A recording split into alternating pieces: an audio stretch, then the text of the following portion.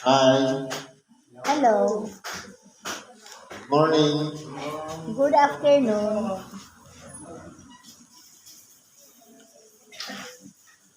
Sa magandang araw po sa bawat isa sa atin. Ngayon po, sa pagpapatuloy ng ating gawain, walang iba ang pakikinig ng Ebanghelyo.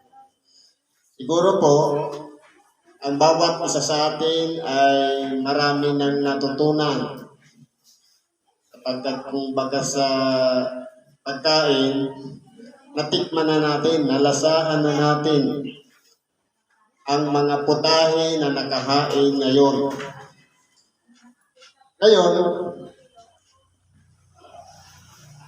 ang tanong, ito ba'y kumintal na sa ating isip, sa ating puso? Ito ba'y magiging dana para maging kaparaanan upang sa ganon ang ating pagkagutom sa pagkain espiritual ay nabawi na? Eh kung hindi pa, dadagdagan ulit natin para sabi nga, umabot sa punto na busog tayo ng salita ng Diyos. Susubo ulit tayo ng pagkain espiritual. Kung pag-aralan po natin doon sa unang aralin, sa unang Korinto 2:6 hanggang sa 16, ito po ay sinulat ni Apostol Pablo sa mga taga-Korinto na ang pag-iisip nila, ang tingin nila sa kanilang sarili, sila na ay marunong. Na walang pinag-iba sa mga Hudyo na kinalakihan ng ating dakilang Panginoon na mga marunong din. Halimbawa, yung mga eskribas, mga parisiyo, nalalaman nila ang mga kautusan, ang mga palatuntunan, sinulat ni Moises, kanilang na ipapaliwanag ng maayos at na ituturo sa mga tao.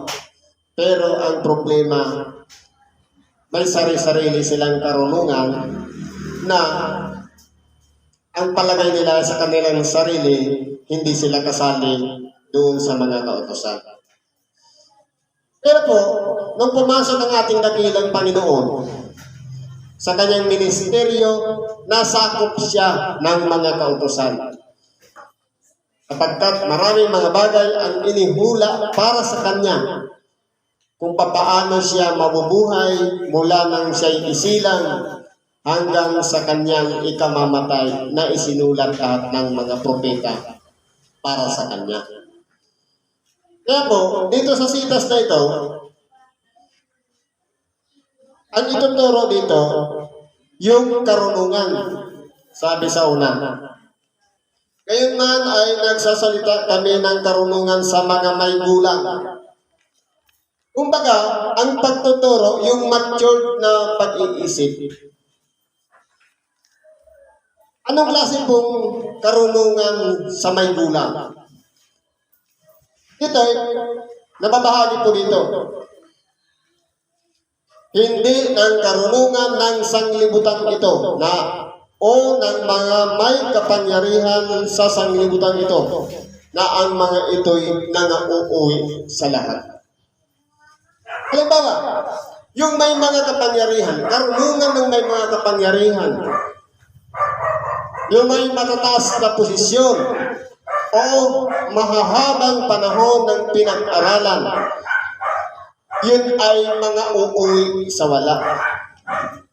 Kahit sabihin na tapos ng 4 na taon sa pag-aaral o 10 taon pa yan, nag-masteral pa o kung ano pang inabot sa pag-aaral, lahat yun ay mga uuwi sa wala. Ibig sabihin, hindi po yun ang karunungan nais ni Apostol Pablo na ipahatid sa atin, kundi ang magkaroon tayo ng sapat na pag-iisip na katulad ng isang may gulang. Ibig sabihin, maging mature na ang ating pag-iisip.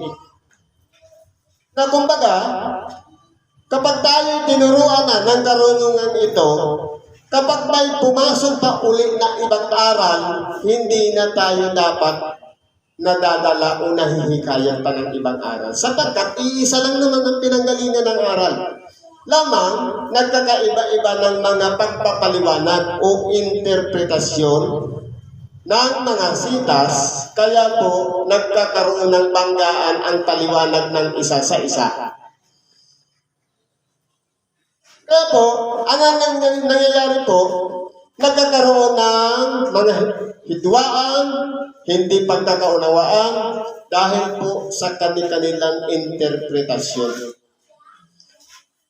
Pero po, kung ang paingiralin, yung karunungan ng sanglibutan ito, wala pong iba yung pagmamalaki.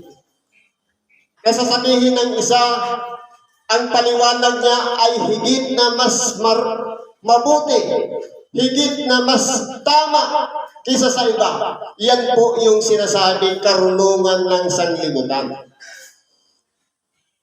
Kaya po, tinuturo sa atin na maging mature tayo ng pag-iisip.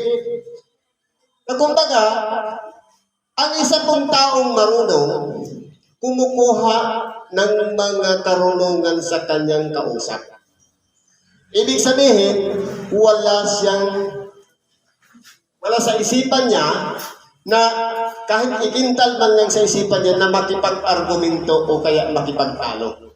Kundi, kinakailangan, kung tayo man ay pinagkalooban na ng karunungan, unang kaalaman man, kinakailangan ng isipin natin mas higit yung iba kaysa sa atin. Para hindi po iiral sa atin ang kataasan at kahit anuman ang sabihin na karunungan na itinuturo ng ating kapwa, hindi po yan dapat ang nasusunod, kundi kukuha tayo ng mga aral doon na mapupulot natin. Ibig sabihin, sa pag-apply sa ating sarili, may mga bagay doon na makukuha tayong mabubuti at may mga bagay na hindi naman dapat mabuti na kinakailangan natin i-absorb sa ating sarili. Yan po yung karunungan ng may kulang. Sapagkat kung tayo po dito sa ibabaw ng sanglibutan, nakabatay lamang sa mga libro, sa mga inaral din ng mga tao, na kung ano yung pumasok sa kanilang isip at nakita ng kanilang mga mata at pinatutunayan ng kanilang mga gawa, isinulat sa libro, yun na yung karunungan ng sanglibutan. Pero yung karunungan ng Diyos, kung papaano ang ating dakilang Panginoon, bagamat siya'y nasa anyong Diyos, hindi niya inaring isang bagay. Ang panangnan niya ang pagkapantay niya sa Diyos. Kumbaga, hinubad niya. Iniwan niya yung kalagayan niya ng pagka-Diyos, nabuhay siya bilang isang tao, naging masunurin hanggang sa kamatayan sa krus. Kung pag-aralan po natin, nung mamatay si Kristo sa krus, ang tingin ng ibang kamangmangan, bakit po? Siyempre, mataas na ang kalagayan mo, bakit magbababa ka ba tapos ipapapatay mo lang ang sarili mo sa mga makasalanan? Hindi ba kamangmangan yun? Pero, kung mature po ang ating pag-iisip, doon natin malalaman na yun po yung kapangyarihan ng Diyos. Na bagamat siya'y mataas, gumagalang sa mababa. Kaya po, ang ginawang halimbawa ng ating dakilang Panginoon, nagpakumbaba. Maraming mga Pariseo, Eskribas, na kausap niya sa tuwi-tuwina, pero hindi po siya nakipag-argumento o nakipagtalo doon sa kanilang mga nais na pag-usapan, kundi itinutuwid ng ating dakilang Panginoon sapagkat ang unawa na dumating doon sa mga Eskribas at Pariseo ay hindi nila maabot.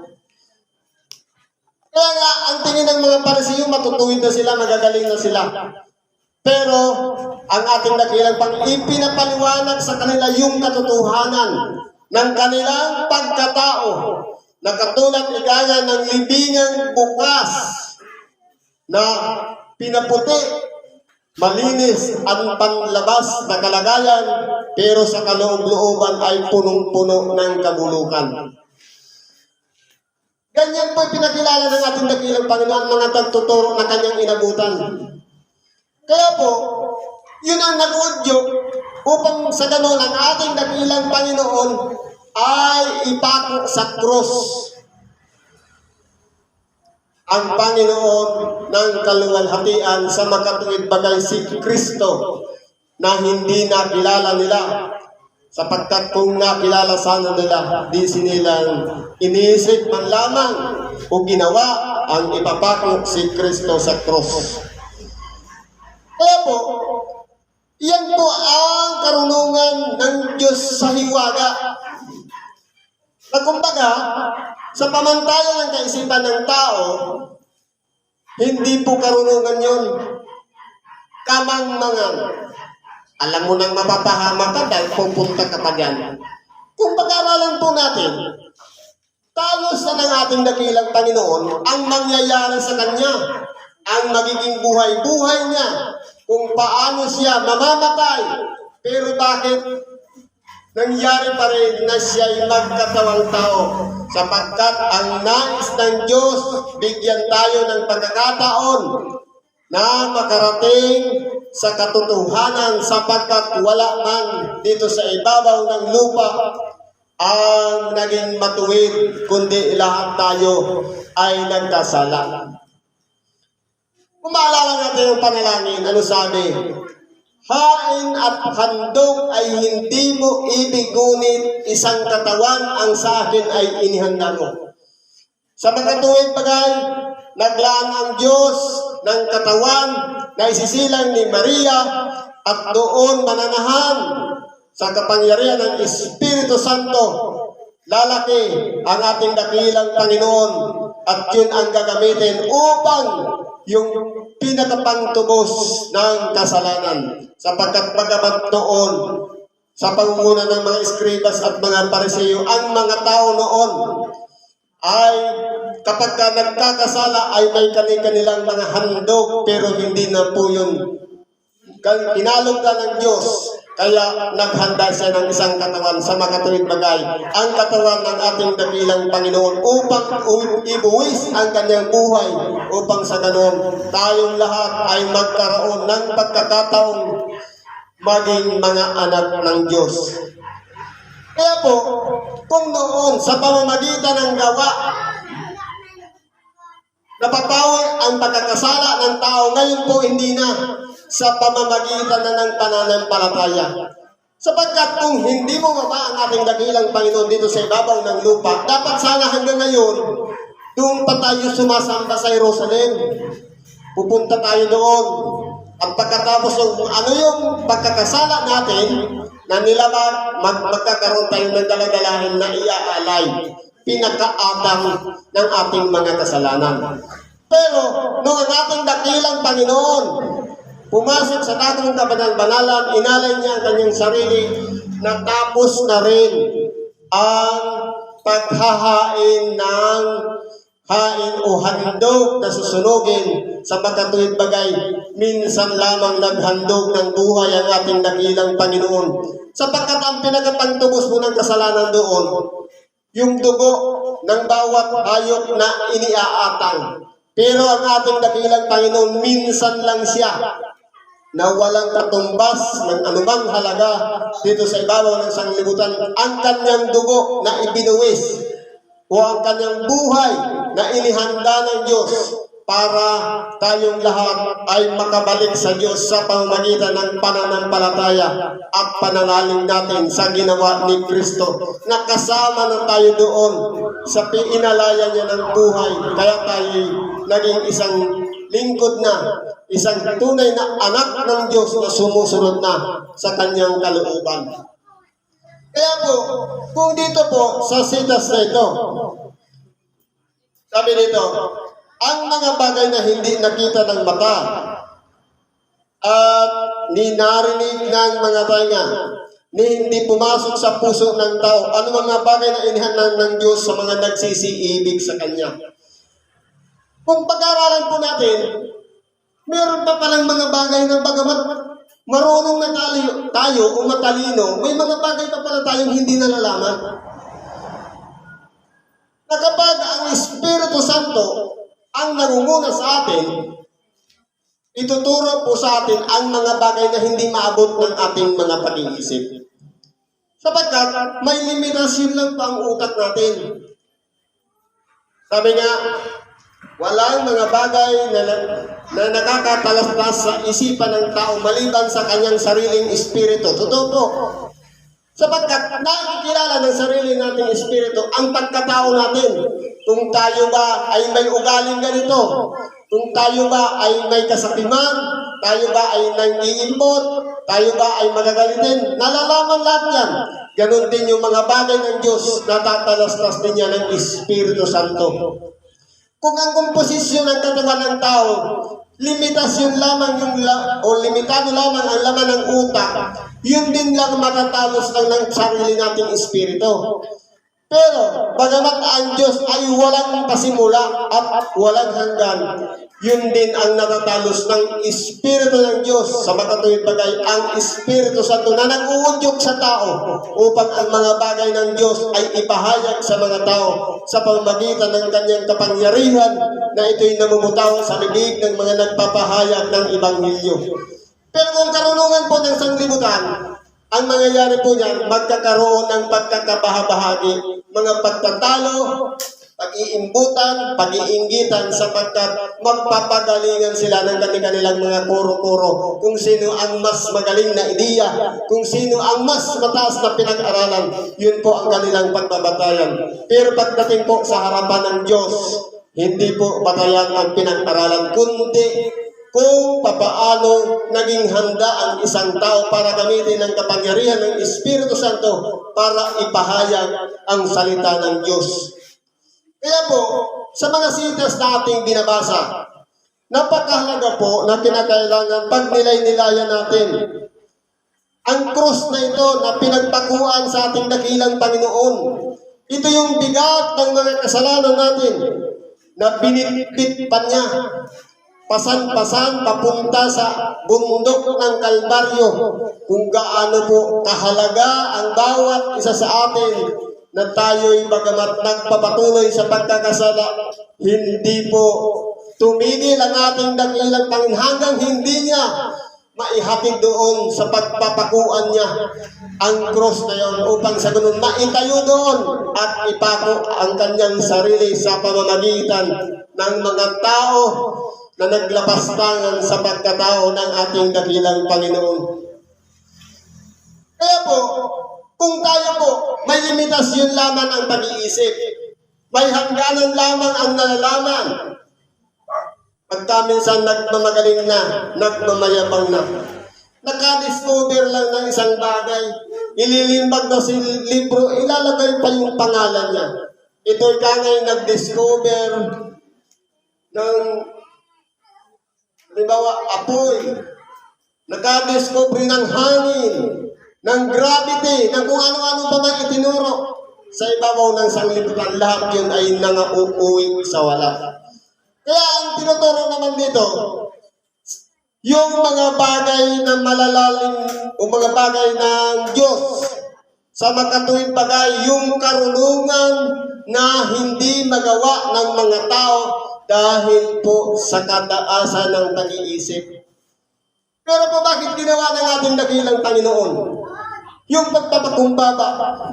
Para sa mga Pariseo, kamang-mangan yun. Dahil, bakit mataas ng kalagayan mo? Susunod ka pa? Doon lamang sa sinulat ng mga propeta na inihula para sa ating dakilang Panginoon.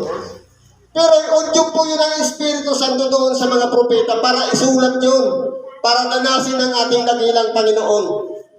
Kaya yan po yung mga malalalim na bagay ng Diyos, ang mga sinulat ng mga propeta. Pero sa karunungan ng tao, kamang-mangan yun.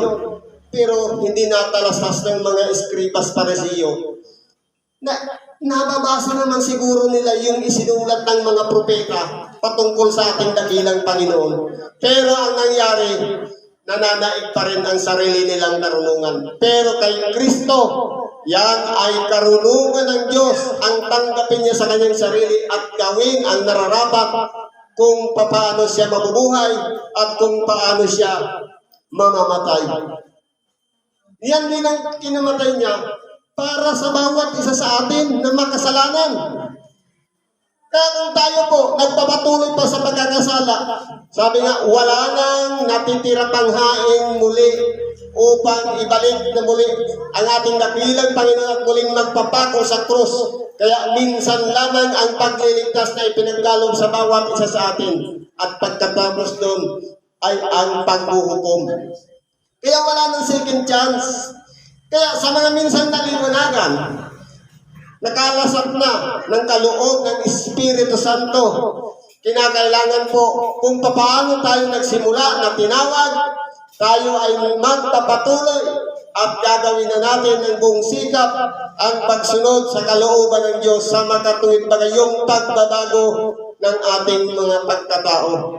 Na kung dati tayo noon ay may ugaling salarin o kasamaan o hindi nakalulugod sa Diyos, kinakailangan mabago na yon sa pamamagitan ng pagtanggap natin sa ating sarili, na kaya po nagpapako si Kristo ng kanyang doon sa krus para sa bawat isa sa atin. Ito na yung pagkakataon na tayo pagkalooban ng pagpapatawad.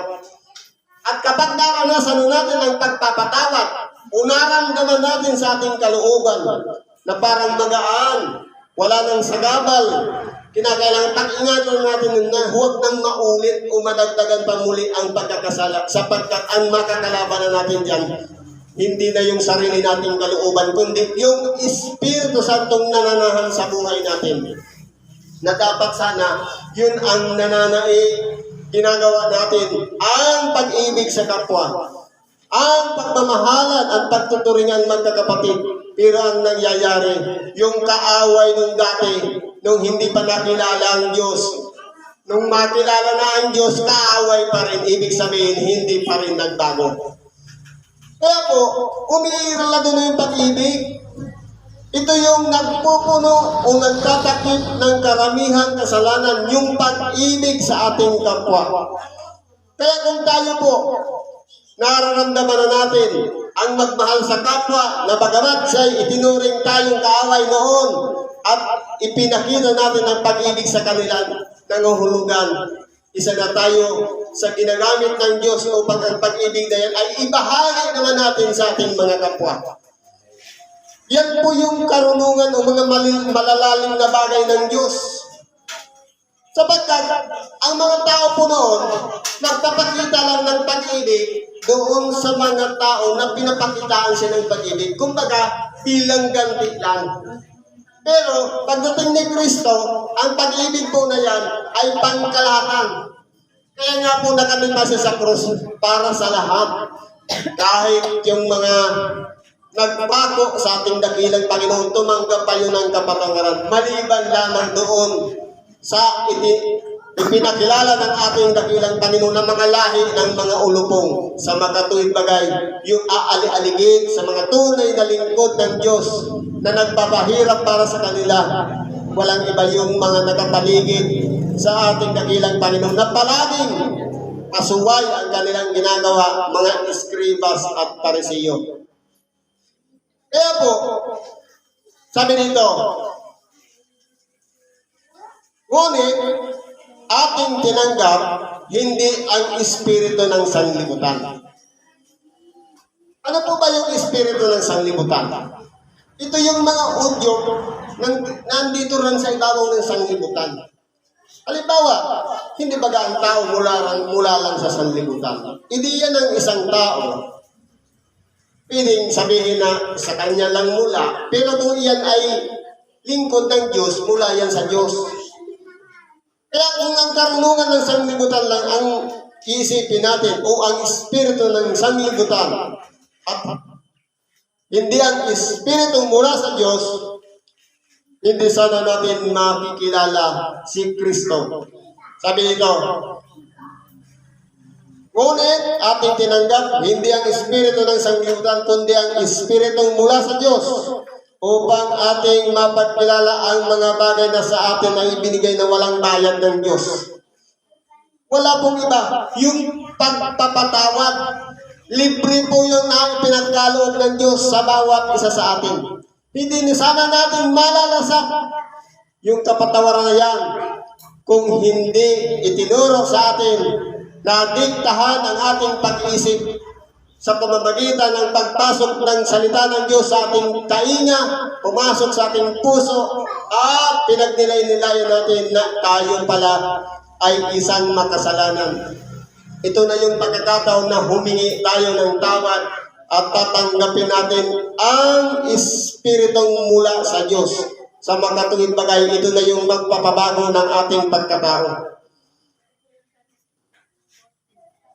Na ang mga bagay na ito sa atin namang sinasalita, hindi sa mga salitang itinuturo ng karunungan ng tao, kundi sa itinuturo ng Espiritu na iniwawanis natin ang mga bagay ayon sa Espiritu sa mga pananalitang ayon sa Espiritu. Kaya po kung titingnan natin, magkaiba po ang construction of wordings o pagsasalita ng nagsasalitang ayon sa karunungan ng tao o ayon sa espiritu ng sanglibutan. At iba naman yung pagkakasalita ng ayon sa espiritu sa makatulbay ang mga salitang mula sa Diyos. Sapagkat kung ang pananalita ng tao may pinagpipilian lamang na pagpapakitaan ng pag-ibig at hindi mula sa puso, ang labas po niyan, pakitang tao lang yung pag-ibig, kaplastikan. Halimbawa, dahil may nakakakitang iba, papatiin, pero pagtalikod, kaaway na ulit. Ganun ang mangyayari. Espiritu dito sa ibabaw ng sanglibutan.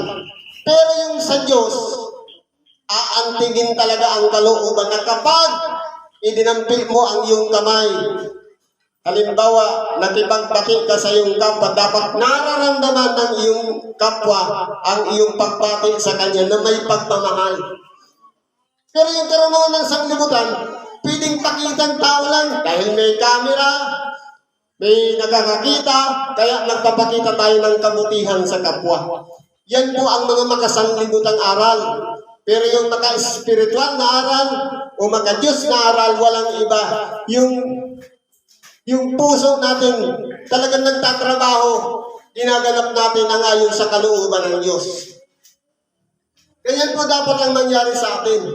May katapatan na tayo sa ating ginagawa at hindi na yung pagpapakunwari o paimbabaw na gawain. Yun ang halimbawa na ginawa ng mga eskribas. Mabumuti silang tao sa panlabas na kalagayan pero sa kanilang puso punong-puno ng kasamaan. Dapat po hindi tayo ganoon.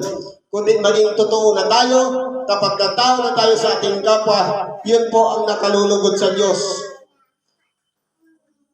Ano ba sabi dito? Ngunit, ang tao ayon sa laman ay hindi tumatanggap ng mga bagay ng Espiritu ng Diyos. Totoo po. Sapagkat kung ang isang tao makalaman ng kanyang ginagawa, at yung mga aral na kanyang napapakinggan, natatamaan ng kanyang mga gawa, hindi po talaga karapat-dapat na matanggap niya ang mga aral ayon sa Espiritu ng Diyos. Sapagkat, pasuway po yung kanyang gawa. Samantalang ang salita ng Espiritu, magbago ka na. Pero ang kanyang mga gawa ay hindi pa rin nagbabago sa makatuwid. Magkalaban po sila. Kaya ano po sabi nito? Sapagkat ang mga ito ay kamangmangan sa kanya. Halimbawa, itinutuwid na natin. Ang kanyang mga gawa ay ganito. Itinuturuan na natin. Itinutuwid na natin na dapat magsisina, magbago na. Ito na yung tama. Ito na yung nararapat na gawin. Pero dahil nga, tumututol ang kanyang kalooban at hindi niya mabago ang kanyang sarili, hindi niya po talaga matatanggap na magpakumbaba sapagkat ang mga yon ay kamangmangan sa kanya. Kaya ano bang dapat natin gawin? Halimbawa, ang isang kapwa natin, kinausap natin, ayaw tayong pakinggan, idaanan natin sa next step, panalangin. Naganap na natin, nakausapin siya, sabi nga, sa pangangaral ng salita ng Diyos, take it or leave it. Tanggapin man o hindi ang aral, wala ka ng pananagutan sa iyong kapwa sapagkat ginawa mo na ang iyong misyon para sa kanya. Ano ang kasunod doon? Ipanalangin muna siya na ang kanyang espiritu na nananahan sa kanya na ang hininga ng buhay na yan ay mabuksan ang pag-iisip at mapagkilala niya na yun pala ay mga gawa ng laman. Tumututol ang kanyang isip at kapag yan ay nabuksan, malalaman niya na mas mananaig pa rin ang espiritong nasa kanya at hindi ang gawa ng laman. Kaya po, kung yun ay kamangmangan sa kanya, karunungan po yun ng Diyos. Ang pagtutuwid sa kapwa, lalong-lalo na yung mga nangangailangan ng mga bagay ng pagtutuwid. Sapagkat ayaw natin na may mapahama kahit na isa. Kaya ang gusto natin, lahat tayo ay makapiling ng Diyos pagdating ng panahon sa kanyang pagbabalik. Sabi dito, at hindi niya nauunawa sapagkat ang mga yaon ay sinisiyasat ayon sa Espiritu. Kaya tumututol po ang kanyang sariling kalooban, pero natatalos ng kanyang Espiritu o kanyang sariling Espiritu na ang kanyang mga gawa pala ay hindi na sumasang-ayon sa kalooban ng Diyos. Kaya po, kung pag-aralan natin sa buhay natin, ano ang sangkap ng tao? Meron tayong katawan. Ito na yung nakikita natin. At meron tayong kaluluwa. Ito na yung natuto, nakaunawa, naka-absorb ng lahat ng itinuro at natutunan natin sa tunay na buhay. At ang Espiritu, walang iba, ito yung kinakasangkapan ng Diyos upang ang kanyang karunungan ay dumaloy sa bawat isa sa atin na magkaroon tayo ng kahabagan sa ating kapwa, magkaroon tayo ng pag-iisip na makaalala sa Diyos at magapanalangin ng ating mga kasalanan na maihingi ng tawad. Pero po, kung nananaig ang gawa ng laman, nababaliwala po ang Espiritu. Ang nangyayari po diyan, papunta po yan sa kapahamakan.